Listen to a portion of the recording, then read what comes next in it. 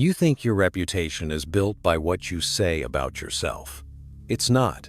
Your reputation is built by what you refuse to say, by what you leave hanging in the air, by the accusations you don't dignify with a response. When someone attacks your character and you rush to defend it, you've already lost, because the moment you explain, you validate the question. The moment you justify, you accept their authority to judge you. And the moment you fight to prove you're not what they say you are, you've entered a courtroom where they are the prosecutor, the judge, and the jury. Niccolò Machiavelli understood something that most people will never grasp. He understood that power is perception, not truth, not facts, not evidence, perception. And the person who controls the narrative controls the perception. When you defend yourself, you hand them the pen. You let them write the story. And once they're holding the pen, you're just a character in their fiction. But what if you didn't defend? What if you did something so counterintuitive, so psychologically sophisticated, that it turns the attack back on the attacker? What if you used misdirection? The dark art that magicians, con artists, and master manipulators have used for centuries to make people see what isn't there and miss what is. In the next 20 minutes, we're going to dismantle everything you've been taught about defending your reputation. We're going to explore why your instinct to explain yourself is a biological trap. We're going to reveal the Machiavellian principle of misdirection and how it can make an attack on your character collapse under its own weight. And by the end, you're going to understand why the most powerful people never defend themselves. They don't need to, because they've mastered the art of making the attack irrelevant. But be warned, this is not for people who need to be liked. This is not for people who crave approval. This is for strategists, for people who understand that reputation is a weapon and the person who controls it owns the battlefield. If you're ready to stop being a victim of other people's narratives, if you're ready to become the author of your own story without ever having to justify a single word, then let's begin. Let's start with the biology. Why do you feel that immediate, overwhelming urge to defend yourself when someone questions your character? It's not a choice. It's a survival mechanism that's been hardwired into your brain for thousands of years. Imagine you're in a tribal society. Someone stands up in front of the group and accuses you of stealing food. If you don't defend yourself, if you don't provide evidence of your innocence, what happens? The tribe turns on you. You're exiled, and exile equals death. So your amygdala, the ancient part of your brain that handles threat detection, screams at you. Defend yourself. Explain. Prove your innocence. Your survival depends on it. The problem is, you're not in a tribe anymore. You're in a complex social hierarchy where the rules are completely different. In the modern world, defending yourself doesn't make you look innocent. It makes you look guilty. It makes you look weak. It makes you look like someone who cares too much about what other people think. And people who care too much about what others think are easy to manipulate, easy to control, easy to destroy. Machiavelli wrote that the appearance of virtue is more important than virtue itself. Let that sink in. He didn't say be virtuous. He said appear virtuous. Because he understood that human beings don't respond to reality. They respond to the story they tell themselves about reality. When you defend yourself, you're fighting reality. You're trying to convince people that the facts are on your side. But facts don't matter. The story matters. And when you defend, you're letting them write the story.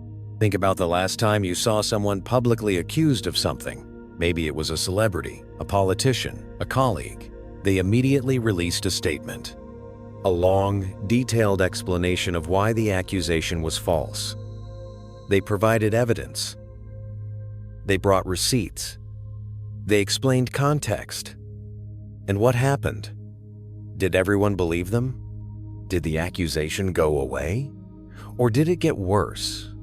Did people start saying, if they have to explain this much, maybe there's something to it? Did the explanation become the story instead of the truth? This is the defense paradox. The more you defend, the guiltier you look. Because defense is the language of the accused. Innocent people, truly innocent people, don't defend themselves with desperation. They defend themselves with confusion. They defend themselves with a raised eyebrow. They defend themselves with silence. Because they know something that guilty people don't. They know that the burden of proof is not on them, it's on the accuser. But here's where it gets dark. What if you're not innocent? What if there's some truth to the accusation? What if you did do something questionable? Something that could damage your reputation if it came to light? Do you defend then? Do you explain? Do you try to control the damage? Because that's exactly when defense becomes a confession. That's when every word you say is analyzed for inconsistencies. That's when every explanation is picked apart for holes. That's when you lose. Machiavelli would tell you to do something else entirely.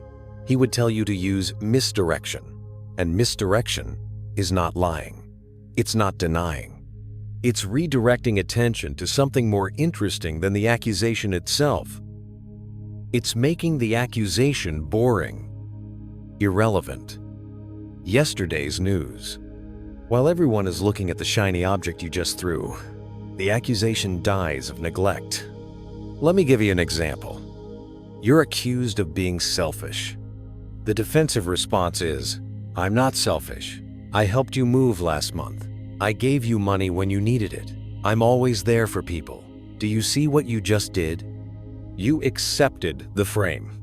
You accepted that selfishness is on trial and you need to prove you're not guilty. You're in their courtroom, playing by their rules. The Machiavellian response? Misdirection. That's interesting. Why do you think selfishness is a bad thing? Watch what happens. Suddenly, the conversation is no longer about whether you're selfish. It's about the philosophy of selfishness. It's about their values. It's about why they believe what they believe. You've moved from defendant to philosopher. You've made them defend their accusation. And the moment they're defending, you've won. Or better yet, you're right. I am selfish. I'm selfish with my time because I've learned that people who aren't selfish with their time end up having no time for the things that actually matter. I'm selfish with my energy because I've learned that pouring yourself out for everyone leaves you empty. So yes, if that's selfishness, I'll own it. What did you just do? You reframed selfishness as self-preservation, as wisdom, as strength. The accusation is no longer an attack, it's a compliment. This is misdirection at its finest. You didn't deny the accusation. You didn't defend against it. You redirected the meaning of the accusation itself until it served you instead of harmed you. This is what Machiavelli meant when he talked about being both the lion and the fox. The lion confronts threats with strength. The fox avoids traps with cunning. Most people are neither. They're sheep. They follow the script. Accused, defend. Attacked, explain. Questioned, justify. The fox sees the trap, smiles, and walks around it, or better yet, leads the hunter into his own trap. Now let's talk about the 3 types of misdirection you can use when your reputation is under attack. Think of these as psychological sleight of hand, magic tricks that manipulate perception, while truth sits quietly in the corner, unbothered. The first type is temporal misdirection. This is where you redirect attention to a different time period. Someone accuses you of something you did last year. Instead of defending what you did last year, you talk about what you're doing now. That's a valid concern. Let me tell you what I've learned since then and where I'm focused now. You've acknowledged their concern without validating it. You've moved the conversation from the past to the present. The past becomes context. The present becomes the story. The beauty of temporal misdirection is that it makes you look like someone who grows, someone who evolves. Even if the accusation is true, you're not denying it. You're making it irrelevant because you've already moved beyond it. And people love a redemption story. They love the narrative of growth. By redirecting to the present, you've handed them a better story than the accusation. And humans will always choose the better story. The second type is lateral misdirection. This is where you redirect attention to someone or something else, not in a blaming way, not in a defensive way, but in a way that reframes the entire situation. Someone accuses you of being late to an important meeting. The defensive response is to explain traffic, your alarm, your schedule. The misdirection response? You're absolutely right. I was late, and I noticed that the meeting started 15 minutes late anyway. Is there something going on with our scheduling system that we should address as a team? Do you see what happened? You acknowledged the accusation. You didn't defend it. And then you expanded the frame to include a bigger problem. Suddenly, it's not about you being late. It's about the team's scheduling issues. You've made yourself part of the solution instead of the problem. You've laterally redirected from your behavior to a systemic issue. And the accusation gets absorbed into the larger conversation. The third type is philosophical misdirection. This is the most sophisticated and the most devastating. This is where you redirect the accusation to the underlying assumption or value system that makes the accusation possible. Someone says, "You don't care about people." The sheep defends, "Yes, I do. I care deeply." The fox misdirects, "What does it mean to care about people? Does it mean telling them what they want to hear? Or telling them what they need to hear? Does it mean being nice? Or being honest?" I'm curious what your definition of care is. You've just blown up the entire accusation by questioning the framework. You're no longer defending yourself against their standard. You're questioning whether their standard is valid. You're not playing their game. You're questioning whether the game itself makes sense. This is high-level psychological warfare. This is how you dismantle an attack without ever raising your voice. Without ever looking defensive. You simply ask questions that make them examine their own assumptions. Machiavelli called this maintaining virtue, which is often mistranslated as virtue, but actually means something closer to effectiveness or prowess. A man of virtue is a man who can adapt to any situation, who can turn any attack into an advantage, who never gets cornered because he refuses to accept the corner. Misdirection is the tool of virtue. It's how you stay fluid, formless, untouchable. But here's the critical piece that most people miss. Misdirection only works if you have internal certainty, if you're shaking inside, if you're terrified that the accusation might be true, if you're desperate to be believed. Misdirection will feel like manipulation. It will feel hollow. And people will smell it. They will sense the incongruence between your words and your energy, and they will attack harder. This is why Machiavelli's strategies only work for people who have done the internal work. You cannot misdirect effectively if you haven't first accepted yourself. If you know you're flawed, if you know you've made mistakes, if you know you're not perfect and you're okay with that, then accusations don't hurt. They're just noise. They're just someone else's opinion. And when they don't hurt, you can play with them, you can redirect them, you can turn them into something interesting or useful or completely irrelevant. But if you're still seeking validation, if you still need people to think you're good, if you're still terrified of being seen as flawed, then you will defend. You will explain. You will beg to be understood. And you will lose every single time. So the real work is not learning the techniques of misdirection. The real work is building a sense of self that is so solid, so grounded, so unshakable, that other people's accusations are just weather. They come, they go, you remain. This is what the Stoics called the inner citadel, the fortress of the self that cannot be breached by external events. When you have this, misdirection becomes natural. It becomes effortless, because you're not trying to hide anything. You're simply refusing to play a game that doesn't serve you. Let's look at some real-world examples of misdirection in action. Think about the most powerful people you know: politicians, CEOs, cultural icons. When they're accused of something, do they release a 10-page statement explaining their side? Sometimes. But the smart ones, the ones who survive scandal after scandal, they do something different. They acknowledge the accusation in the vaguest possible way. I hear your concerns. They express a value that everyone can agree with. We all want transparency and accountability, and then they redirect to action. Here's what we're doing moving forward. At no point did they defend what they did. At no point did they admit guilt. At no point did they explain themselves. They misdirected from the accusation to the solution, from the past to the future, from the specific to the general. Or think about comedians.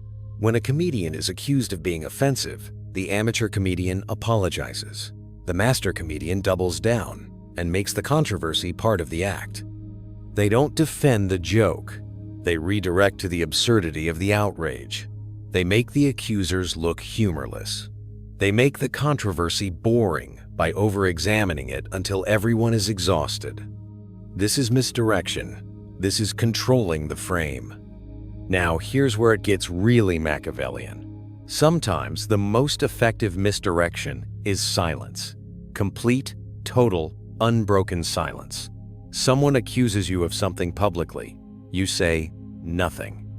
You do nothing. You continue with your life as if the accusation doesn't exist. This is the ultimate misdirection because it forces the accuser to keep talking, to keep explaining, to keep justifying why they're attacking you. And the more they talk, the more desperate they look, the more obsessed they look. And you look unbothered, unmoved, untouchable. This is what Machiavelli meant when he talked about the appearance of strength. You don't have to actually be unaffected. You might be seething inside. You might be hurt. You might be angry. But if you appear unaffected, if you continue as if nothing happened, the world perceives you as strong. And in the game of reputation, perception is reality. But let's address the obvious question. What if the accusation is serious?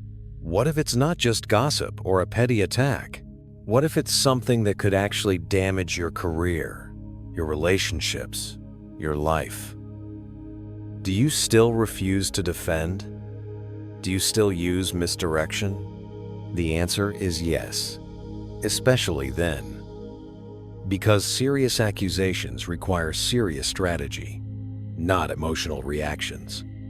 When the stakes are high, defending yourself emotionally is the worst possible move. You need to be colder, smarter, more calculated. This is when you use strategic misdirection combined with strategic action. You don't defend in words, you defend in behavior. If you're accused of being incompetent, you don't write a memo about how competent you are. You produce exceptional work. You let the results speak. You redirect attention from the accusation to your output. If you're accused of being untrustworthy, you don't explain why you're trustworthy. You demonstrate trustworthiness through consistent action over time. You let patterns speak louder than explanations. Machiavelli wrote that a prince is judged by his effects, not his intentions. The same is true for you.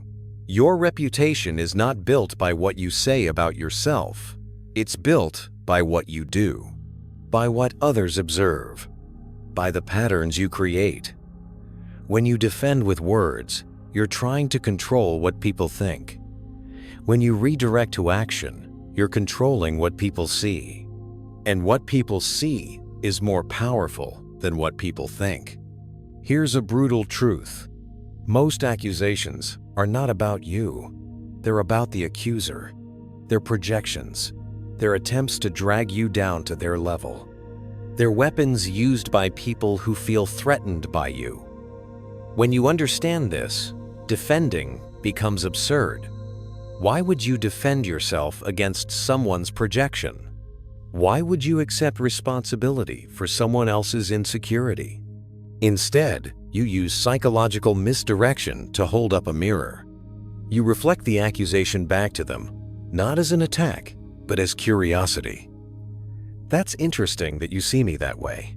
I wonder what in your experience makes you interpret it like that. You've just made it about them without being aggressive. You've misdirected from defending yourself to examining their perspective. And often, when people are forced to examine their own perspective, they realize how flimsy their accusation actually is. This is advanced-level psychological warfare. This is how you dismantle an attack without ever appearing to fight back. You don't punch, you redirect the punch so that the attacker hits themselves. This is the essence of Aikido. This is the essence of Machiavellian misdirection. Now let's talk about the long game. Because reputation is not a single battle, it's a war. And wars are won by strategy, not by winning every fight. Machiavelli understood that sometimes you need to lose a battle to win the war. Sometimes you need to let an accusation stand, to let people believe something false about you. Because correcting them would cost more than it's worth. This is the paradox of reputation management. The more you try to control your reputation, the less control you actually have. The more you defend every accusation, the more accusations will come. Because you've signaled that accusations work on you, you've shown that you can be moved. You've revealed that your reputation is important to you. And once people know something is important to you, they know how to hurt you. But if you let certain accusations slide, if you appear indifferent to what people say about you, you become harder to attack. Because attackers need a reaction. They need to see that they've drawn blood. When you give them nothing, when you misdirect or ignore, they lose interest. They move to easier targets. And your reputation is built not by defending it, but by being someone who doesn't need to defend it. This is the ultimate Machiavellian mind game. You build a reputation of being unshakable, of being someone who operates on a different level, of being someone who is so secure in themselves that petty accusations bounce off like rain off stone. And once you have that reputation, the accusations stop coming. Because everyone knows they won't work. Here's your challenge. For the next 30 days, you are forbidden from defending yourself, from explaining yourself, from justifying yourself. Someone questions you, you acknowledge and redirect.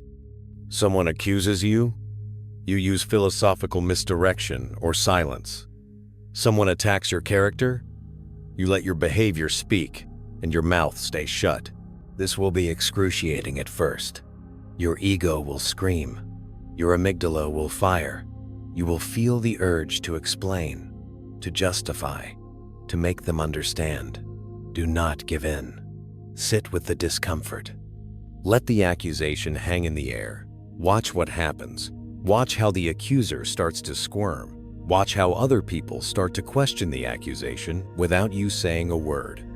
Watch how your reputation actually gets stronger because you appear unbothered. This is not about being cold. This is not about being dishonest. This is about understanding that your reputation is not built by your words. It's built by your presence, by your patterns, by what you do when no one is watching. And the people who matter, the people who are actually paying attention, they see the difference between someone who needs to defend themselves and someone who doesn't. And they know which one has real power. Machiavelli wrote for princes, for rulers, for people who needed to maintain power in a hostile world. but his principles apply to anyone who wants to move through life without being controlled by other people's opinions, without being a slave to the court of public judgment, without constantly having to prove their worth to people who have no authority to judge it in the first place. The most powerful reputation you can have is the reputation of being someone who doesn't care about their reputation, someone who operates by their own code, someone who cannot be shaken by accusations because they've already accepted everything they are: the good, the bad, the flawed, the brilliant. When you reach this state, misdirection becomes unnecessary, because there's nothing to defend. There's just you, and you are enough. This is the final lesson. Stop defending your reputation and start living in a way that makes defense unnecessary. Build a life so aligned with your values that accusations are obviously false to anyone paying attention. Build a character so solid that rumors bounce off. Build a presence so strong that you don't need words to communicate who you are. People will see it. People will feel it. And the ones who still attack? They're attacking a ghost, a projection, not you. You are not your reputation. Your reputation is other people's opinion of you, and other people's opinions are none of your business. Machiavelli knew this. The Stoics knew this. Every powerful person throughout history has known this, and now you know it too. Never defend your reputation. Redirect, misdirect, or better yet, transcend the need for defense entirely by becoming someone who knows that the only opinion that matters is the one you have of yourself. And when you know you are good, when you know you are worthy, when you know you are enough, the accusations of others become nothing more than noise. Background static, in a life that's too busy being lived to worry about what other people think. If this philosophy resonates with you, if you're tired of defending yourself to people who will never be satisfied, if you're ready to reclaim your power from the court of public opinion, then you know what to do. Not because I'm telling you to, but because you've decided that you're done being a defendant in someone else's courtroom. You're done explaining. You're done justifying. You're done defending. You are the sovereign of your own reality. Act like it.